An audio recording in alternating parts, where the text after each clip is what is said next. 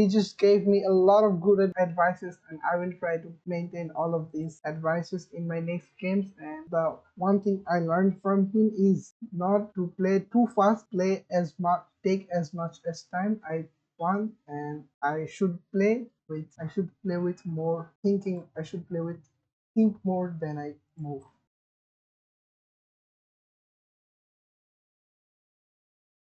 Hello. Okay, can you hear me? Yes, sir. How are you? I'm fine, thank you. So I just need to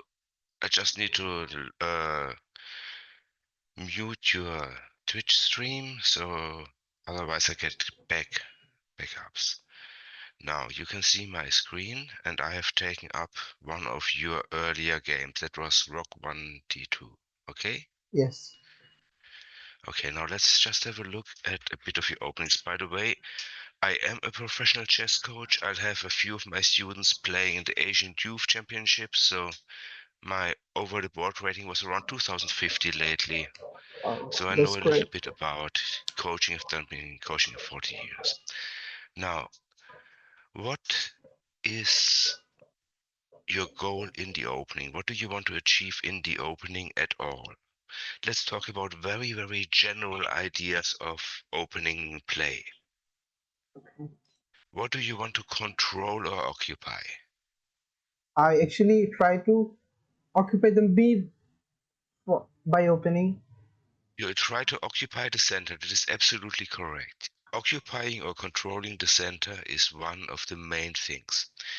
Now, the move pawn to e3. Are you occupying or are you controlling a central square? Uh, I think I should go for e4. Okay, you are controlling a central square. Let's see if I can make an. I can't make. It's not on my chess space, so I can't really make arrows. You're controlling one. So if you play e4, you're occupying a central square and you're controlling another. Okay. So e4 is generally seen as a bit better than e3. But okay, e3, you're controlling a central square, not too bad at all, especially here. Okay. Now, where is that bishop going to go to? Where is that bishop going to see some parts of the center? Uh, bishop.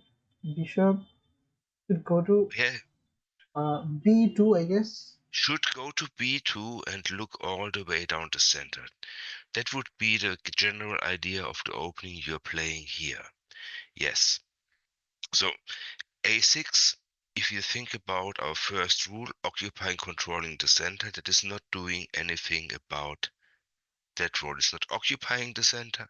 It's not looking at the center. Can't be good. Knight c3, okay. You're looking at central squares. Not bad. I would still prefer the bishop to come out first, but it's okay. h6. Now, one of the general principles in the opening is to not move a piece twice in the opening. Do you play any team sport by any way? Like cricket or something?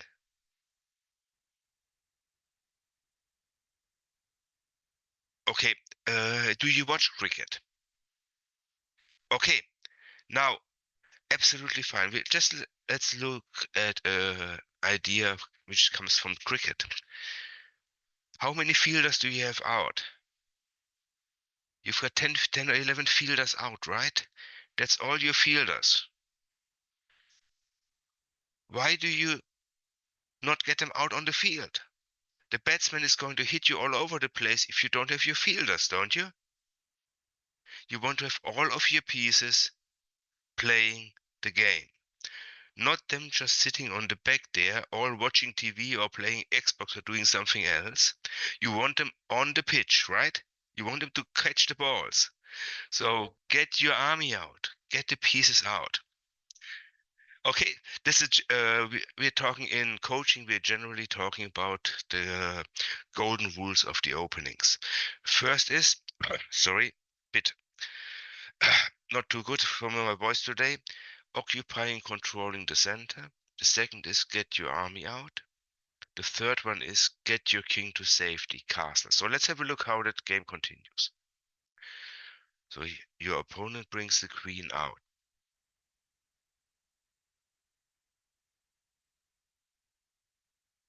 That is fine. We're not looking, I'm not even interested in results. I'm interested in improving your game at the moment. So we want to get your pieces into the attack. And we're just looking through the game, how you played it and what can be improved.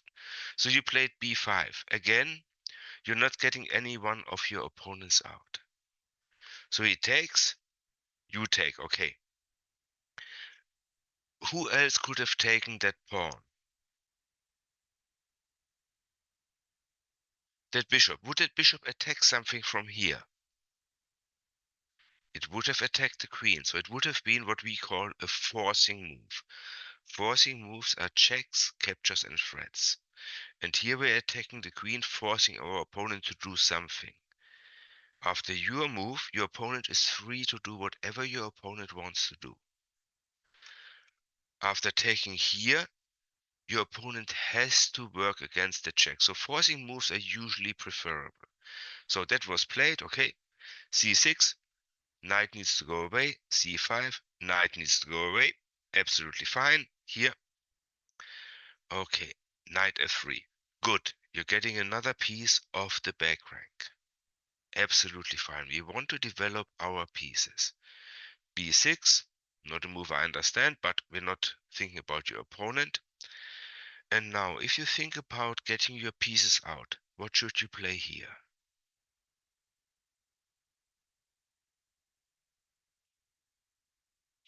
c4, is that getting a piece of your back rank?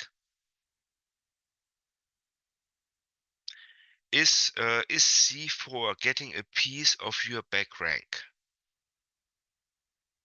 Correct. So that bishop, is that knight here under attack?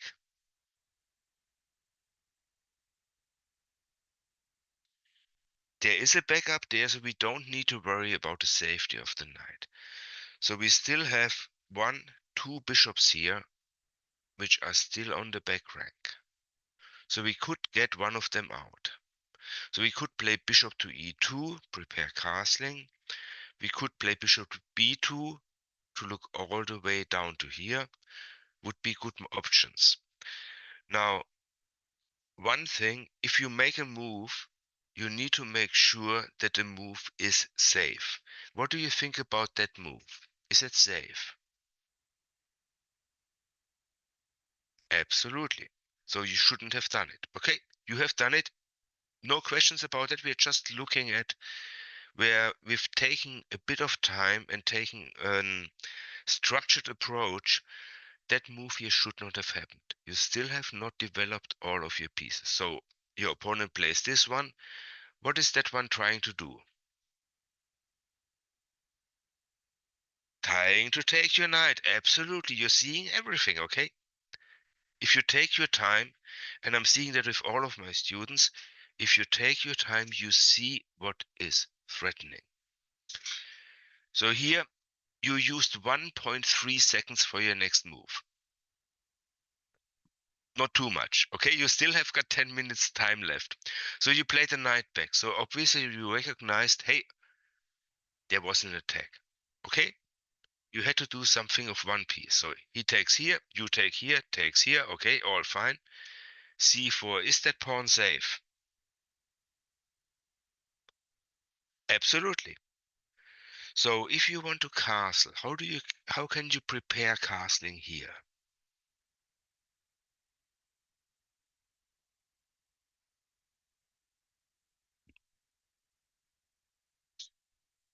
Is castling a is sorry, is castling a legal move here? Or is it not possible?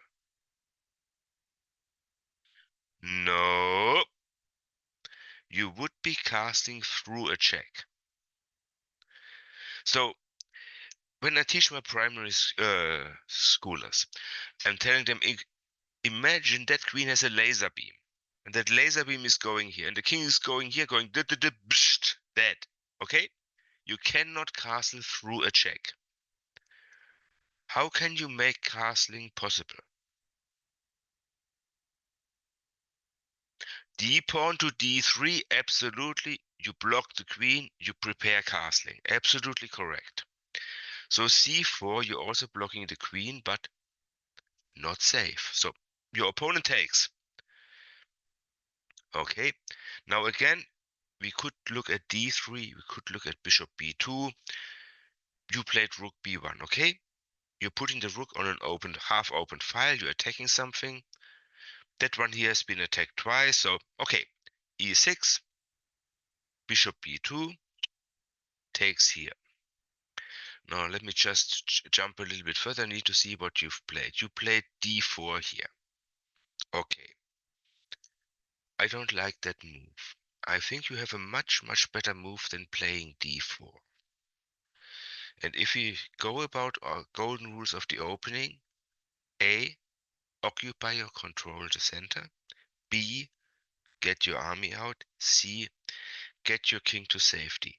What can you do now which you couldn't do after, or which you couldn't do when the queen was here? What can you do now?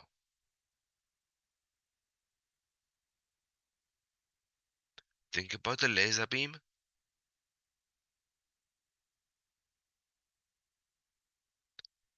You could castle now. You could get your king to safety. Absolutely. And a king in the middle of the board is usually an unsafe king. So here I would have, without thinking a tenth of a second, because I know that is safe, I would have gotten my king to safety.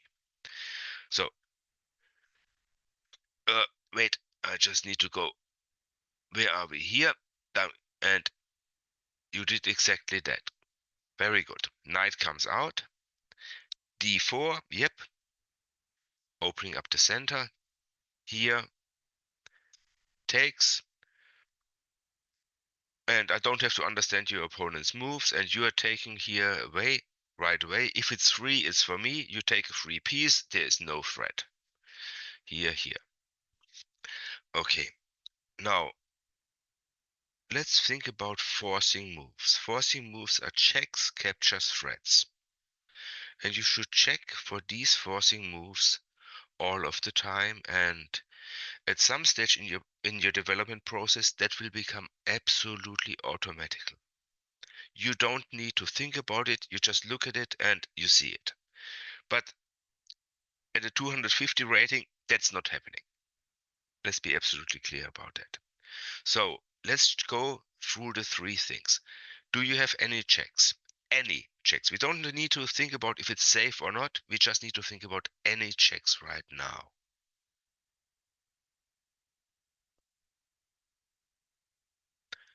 You could have queen to a4, check, but it's not safe. Okay? But if we look at the check, there could be something there. Here it isn't, but that's the first thing, because after a check, your opponent has to react. They absolutely have to. This is the most forcing move you have. Now, do we have any captures? And then we need to figure out, are any of these captures safe? Are they threatening something? So do you have any captures here? You could take b f6. So here, now what is that bishop doing? Attacking the rook. What is that rook doing here now? No, it's looking at that pawn here, isn't it? So here we have what we call a discovered attack. That rook here is looking at the pawn, but it can't see it because the bishop is in between. If you take, suddenly we are attacking here, and we are attacking here, and if the rook is standing here, it's gonna attack the knight. So big problems for black. So here we have checks. Yeah, we would have one, not good. We have a capture with further attacks, very good. Can we threaten a checkmate? We don't have enough pieces around to checkmate the king, so bishop f6 would have been a really good idea here. So knight to d2.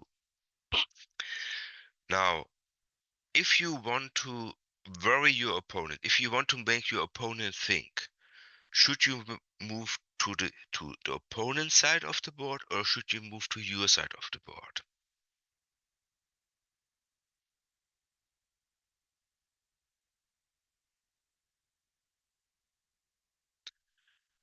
You always...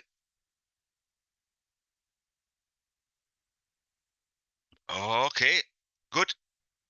Accepted the idea. You want to capture the queen. It's not gonna work, but okay. You have an idea here that is absolutely fantastic. Because you're playing with some sort of plan and not just making any random move. Now, in general, a move to here is not gonna bother your opponent too much. A move in your opponent's half, threatening your king, is gonna cause some upset on your opponent's king. So if I can play in my opponent's half of the board without getting checkmated, it's gonna be much more his headache or her headache than my headache. And I don't like to have headaches myself. So I would like to try to play in my opponent's half. But okay, knight d2 was played here. Let's go here. c4, okay, for whatsoever reason. Takes, is that safe? No. Oh, yeah, blunder check, okay? If you take something, make sure it's safe. And you can see here, you used about 3.3 seconds for that move. So you didn't think about it. You saw it and you reacted. Typical. Okay, you try to attack here and here and you just overlook that one here, okay? Yeah. Now, you started with 10 minutes, right?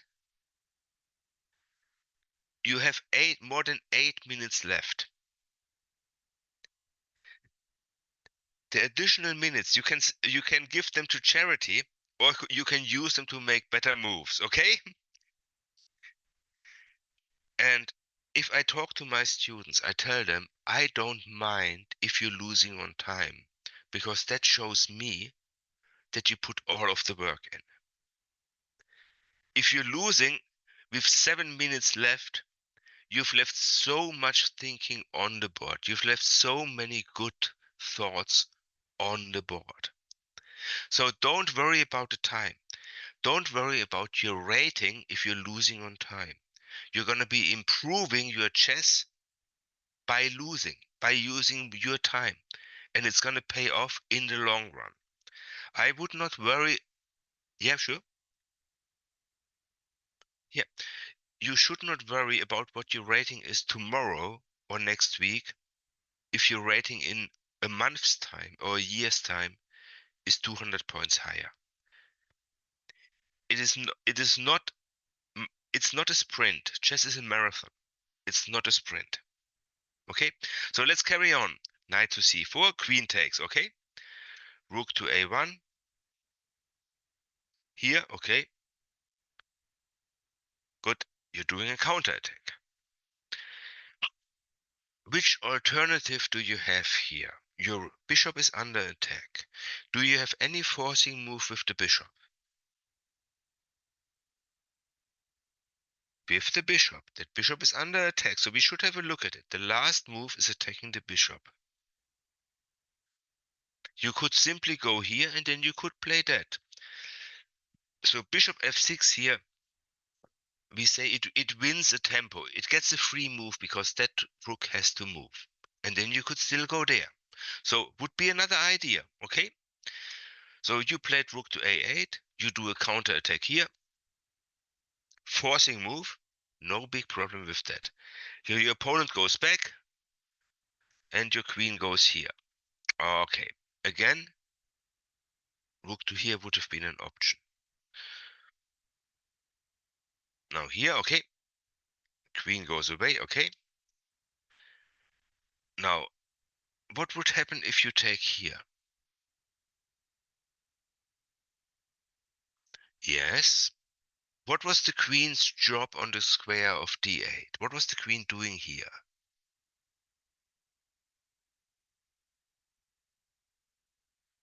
Giving a safety to the knight. So if it takes here, you could take back here, and you get a free pawn in the process, okay? So what happened here? Queen to here, okay? You double up the attack here. You protect the bishop on b2. Makes absolute sense. So why your opponent takes? Okay, if it's free, it's for me. Just take it. Bishop to g7 finally protects here. Queen b5, okay, forcing move. Certainly worth looking at. King goes away. Okay. Now, what was your next? Your next move was rook a7. No problem with that. We're chasing the king out of the way. He goes here. What is that rook achieving here?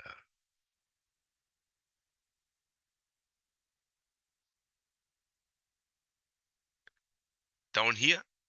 Okay. At the moment, we have got two pieces looking at at a8. Wouldn't help. So my idea would be to put the rook on another open file, because rooks love to be on open files. Now, is there a pin on the board? Do you know what a pin is? First question. No. Okay. Now look at that knight. Can that knight move?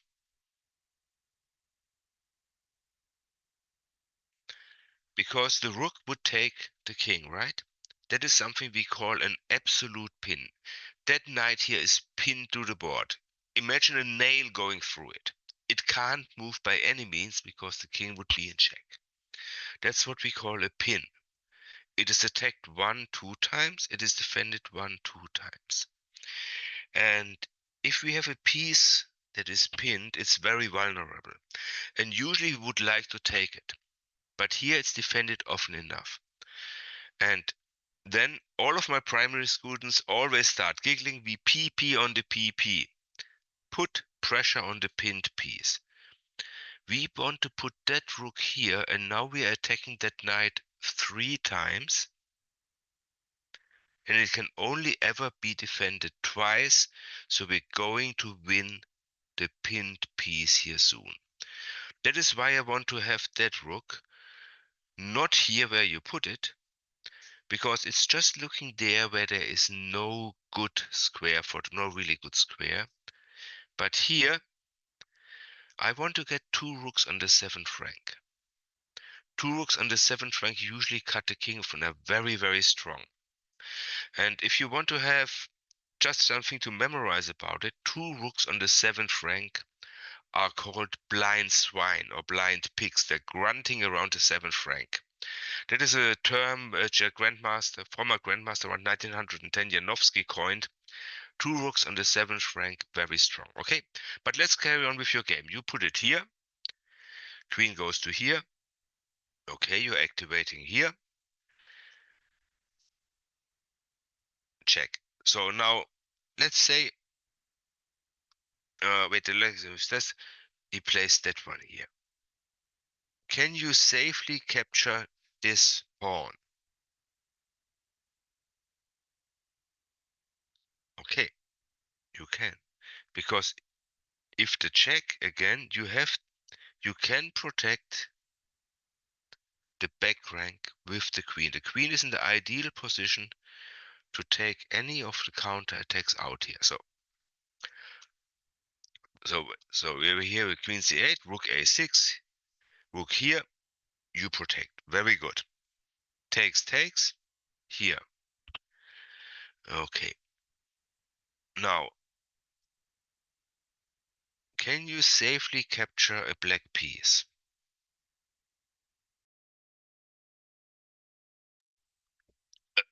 That pawn on b6 you could simply take here because we still have that pin on the board.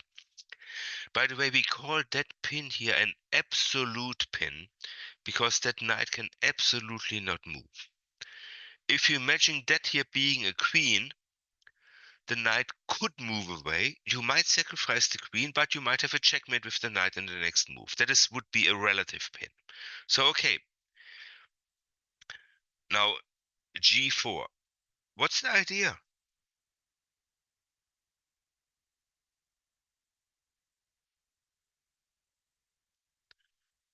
And promote a pawn, right?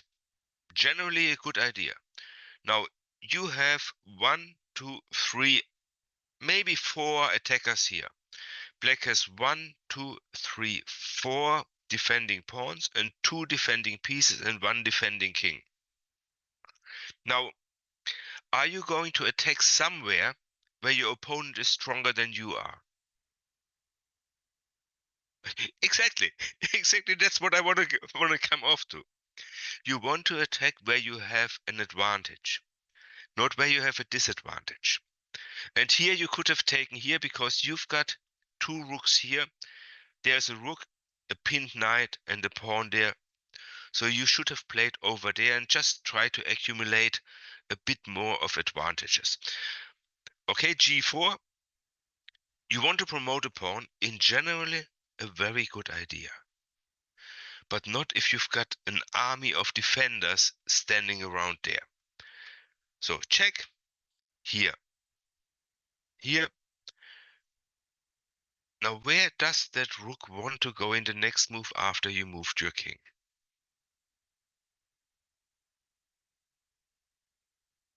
No.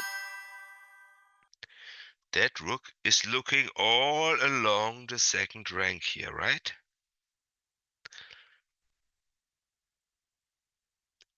Did you not defend something? You did not defend something.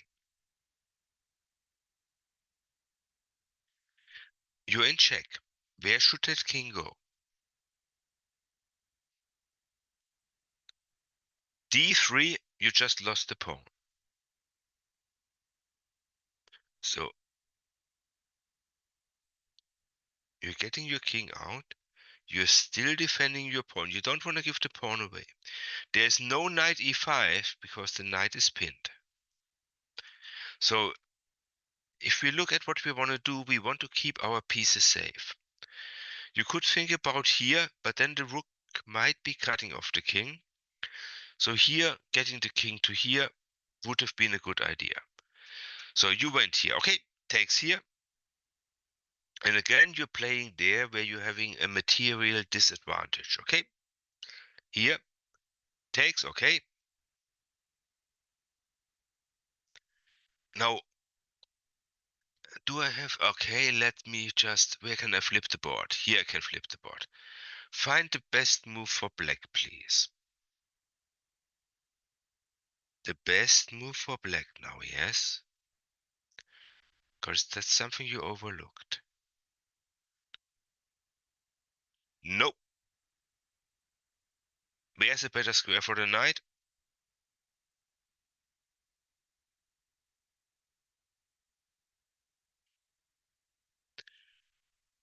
There we've got a fork. So with your move rook to here, you unpin the knight. You make that knight mobile. Pretty bad idea. I think you can agree here. So if we're looking at it like that, it's easy. Yeah, look, it's completely different if you're talking through a game or if you're playing a game, if you're really emotional and about it. I know all about that, but I want to show you where improvements could be done. So you played that, your opponent played this. Okay, good. We still have that threat, but at least you're attacking the bishop. So he goes here with check. Now, where do you think is the best? Keeping in mind, you're attacking the bishop here, okay? There's a threat. What is the best place for the king?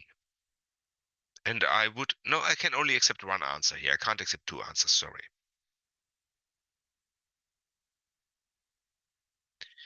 The king is in check. Where should the king go to?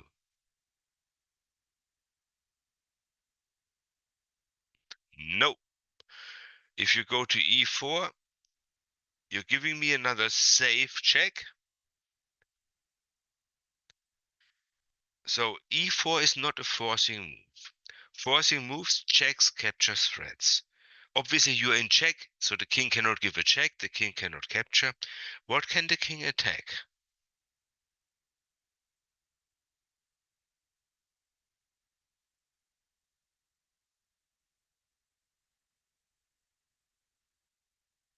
Rook is under attack. Bishop is under attack.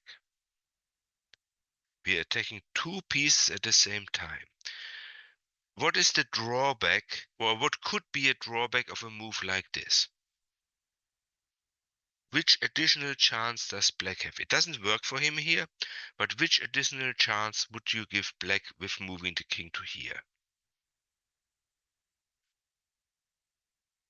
So absolutely, if you move the king to c4 instead of c2, you give black an additional option, an additional chance of getting active. It doesn't work in this position, but I want to see if you can find if black has a forcing move here.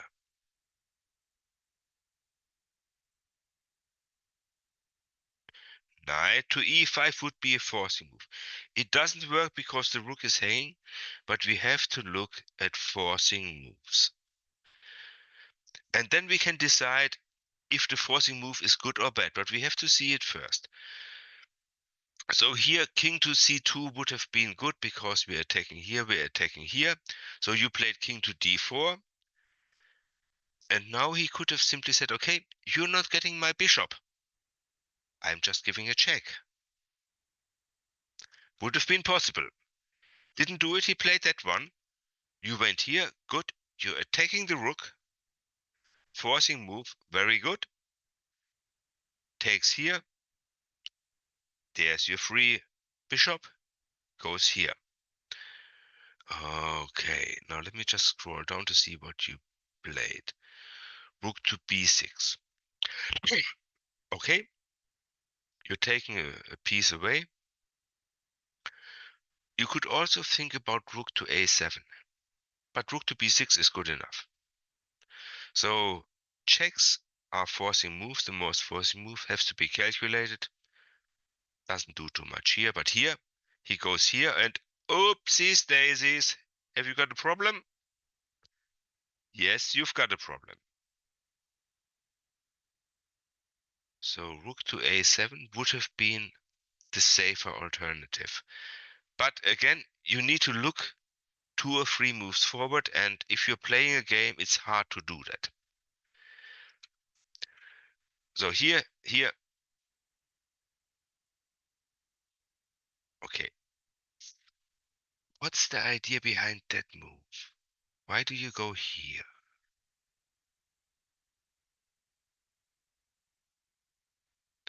To get that pawn here. But the rook is in the way of the pawn.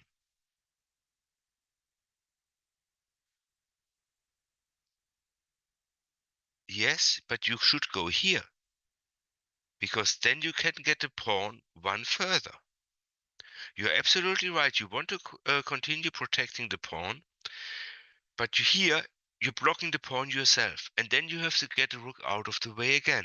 So you need 2 moves to clear out the rook. If you go here, you need 1 move to clean out the rook. Okay, so here, here, here, here. Okay, second move. Here, okay, good. King goes to here, okay. King goes closer, attacking. And somehow your opponent was faster than you were, okay? You go away. He gives a check. Okay, there's no more time on the clock, so we don't really need to worry about how good the moves are. That is now flagging territory. You go away, goes here, and your opponent times out. If we look at the position, black is clearly winning because it's a queen up. So you just won because you flagged your opponent. It's good for your rating, but not necessarily good for your playing skills. Your rating goes up, but you've seen how many mistakes or how many improvements we could find in that game. So I would recommend playing slowly, maybe using 15 plus 10. And what I certainly recommend is not worrying about winning, about rating. Just worry, yeah,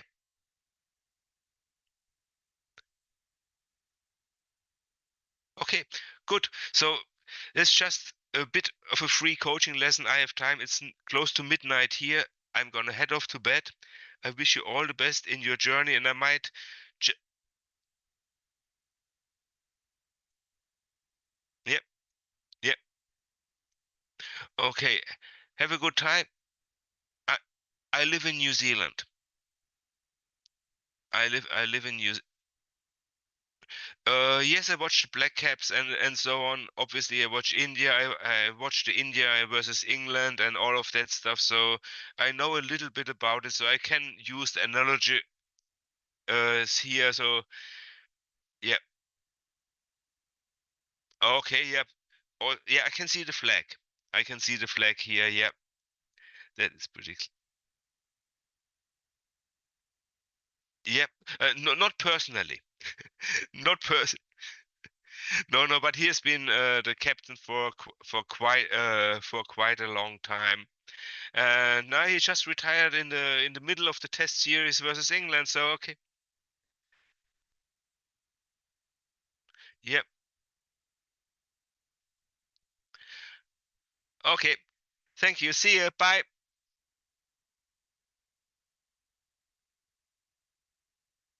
No worries. No worries.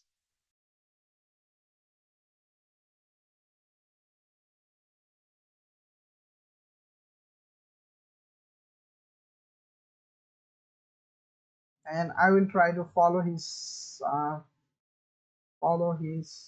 this something the chess.com. He just gave me a lot of good advices, and I will try to maintain all of these advices in my next games. And the one thing I learned from him is not to play too fast, play as much, take as much as time I want, and I should play with more, like, what should I say? I should play with more thinking. I should play with think more than I move. Okay.